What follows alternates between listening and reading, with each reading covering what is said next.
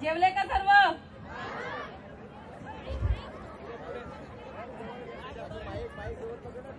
जोहर, सगळ्यांनी जेवून घ्या।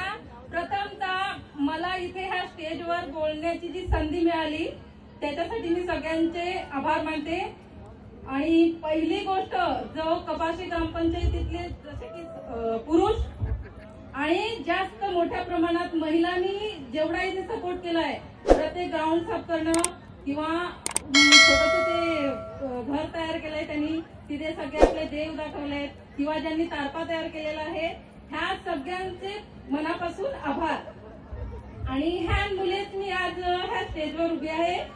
माझा विषय आहे, इथे माझ्या बंधू भगिनी सर्व जे काय आहेत, भाऊ बहीण सगळ्यांना माझी एकच कळकळीची विनंती आहे की, आणि जी लहान मुलं आहेत, खास करून जी शाळेत जाणारी मुलं आहेत, शक्यतो शिकण्यावर खूप जास्त लक्ष द्या। जिल्हा परिषद शाळांची इतकी परिस्थिती वाईट आहे की 1ली ते 8वी पर्यंत मुलं पास करण्याची त्यांच्याकडे वरूनच ऑर्डर आहे। जर का वर्षातून एकही दिवस, फक्त एक दिवस जरी शाळेत मुलगा गेला तर त्यांना अशी त्यांच्याकडे नियम लागू आहेत की तो मुलगा पास झालाच पाहिजे। ह्या मुले आपल्या मुलांचं एवढं नुकसान होते, पालकांना काहीही त्याच्यामुळे काहीच त्यांच्याकडे शंका नाही, ते कधीच शाळेत जाऊन टीचरांना प्रश्न करत नाही की आमचा मुलगा शाळेत न जाता पास कसा झाला। आणि ह्याच्यासाठी मी कळकळीची विनंती करेन, ज्या महिला आहेत की ज्या सुशिक्षित नाही आहेत परंतु त्यांना त्यांच्या मुलांना अभ्यासाला बसवा।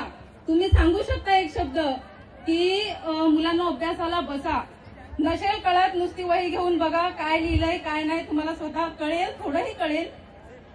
आणि जे काही आपले क्रांतीवीर जे आपल्या इथे होऊन गेले, जसे की राघोजी भांगरे, बिरसा मुंडा, ह्यांनी त्यावेळेस काहीतरी शिक्षण घेतलं असणार किंवा त्या शिक्षणामुळे त्यांना जे कायदे माहिती झाले, आणि हे कायदे माहिती होण्यासाठी शिक्षण हे खूप महत्वाचं आहे। मेन मुद्दा माझा शिक्षणावरतीच आहे की प्रत्येक मुलाने शिकावं।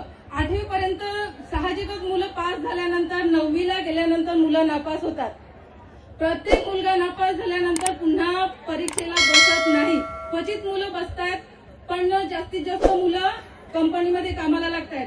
खरी गोष्ट आहे की खोटी? खरी आहे ना? आपला वारसा टिकवायचा असेल, आपली संस्कृती टिकवायची असेल तर शिक्षण आणि संस्कृती टिकवणं खूप महत्वाचं आहे।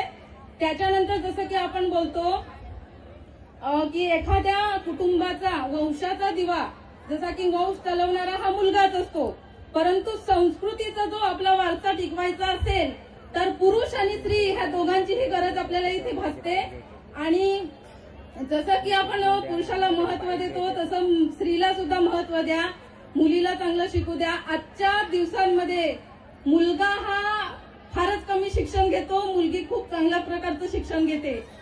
असं का तर पालकाने मुलांवर खूप लाड दिलेले आहेत, जेणेकरून जसे की मुलाला कोणीही काहीच बोलत नाही, मुलीला प्रत्येक वेळेस शिक्षण, अभ्यास झाल्यानंतर सगळं घरातलं कामही ती स्वतः करते।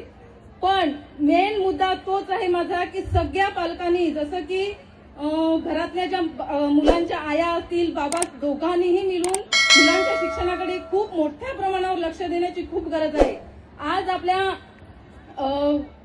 आदिवासी समाजामध्ये जसे की डॉक्टर सुनील पराड हे अजूनही शिक्षण घेत आहेत। काल सुद्धा त्यांची एक एक्झाम झाली। मग आपण का मागासलेले राहायचं? आपण सुद्धा पुढे जायलाच हवं की नाही? भले माझं इतकं शिक्षण झालेलं नाही, परंतु माझी एवढीच कलकलीची विनंती आहे की त्या मुलांना, 1लीचा विद्यार्थी असेल, त्याला नाव लिहिता येत नसेल, त्याला शिकवा।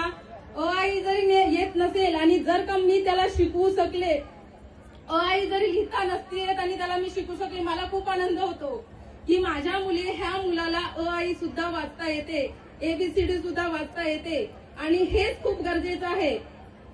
त्याच्यासाठी मी सगळ्यांना विनंती करते, खूप म्हणजे मनापासून विनंती करते की आपल्या स्वतःच्या मुलांवर तरी स्वतः लक्ष द्या, कारण की आजच्या दिवसामध्ये सर्व आई आणि बाबा दोघेही काम करत असतात, तर ते कुणासाठी करत असतात? तर स्वतःच्या मुलाबाळांसाठी, बरोबर ना? स्वतःच्या मुलांसाठी तुम्ही काम करताना, मेहनत करताना मग जर का तुम्ही काम करत असाल, 2 पैसे कमवत असाल आणि मुलांचं शिक्षण जर का मागासलेलं असेल तर त्याला काहीच अर्थ नाही. एवढं बोलून मी माझे भाषण संपवते. जोहार, जिंदाबाद.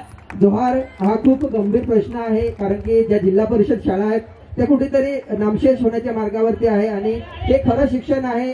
आपले जे बांधव आहेत, आपली जी मुलं आहेत ती जिल्हा परिषद शाळेमध्ये शिकतात आणि आता कुठेतरी त्या शाळा बंद पडण्याच्या मार्गावरती आहेत आणि त्या शाळा जर चालू करायच्या असतील तर आपली जी मुलं आहेत त्या शाळेमध्ये टाकावी लागतील. एक चांगला प्रश्न मॅडमने इथे उपस्थित केला, त्यांचं मनापासून आभार मानतो.